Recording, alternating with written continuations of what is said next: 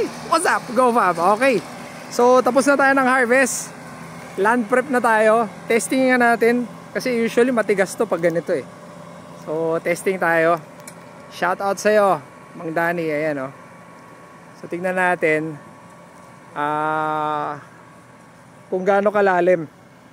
So ako hindi ko masyado ma-recommend na magharo kapag ganitong sobrang tuyot yung lupa. Kasi nga hindi makakain ng masyado yung blade. O ako na Go Fam yung magte-testing para sa inyo ha. Iba lang din kapag medyo may moist yung lupa. So tingnan natin. So eto siya oh. Ayan, so ano, mag-aaksaya lang tayo ng konti ng diesel para makita natin. Ayan siya. Yun oh. So gamit natin M9540. Ayan na, kakain na tayo ng alikabok. Yun oh, sobrang nakataas na yung gulong pero hindi makain ng masyado. Papakita natin. Ayan oh. So siguro mga nasa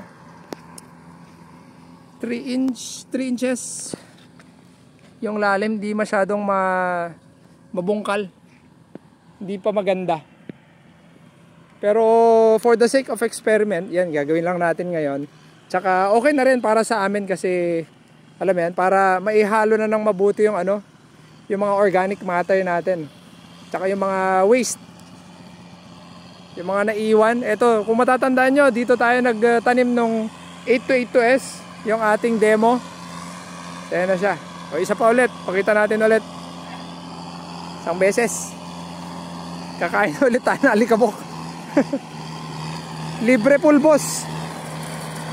Libre pulbos. Yeah. Yeah. Dito makita. Yun. Oh, di ba? So, ma-recommend ko sa inyo, Go Fam, dapat medyo may moist bago kayo magpatraktora para hindi sayang. So, meron tayong konting laruan dito. Ayun oh. So, eto. Sama natin sa vlog natin sa susunod, Go Fam.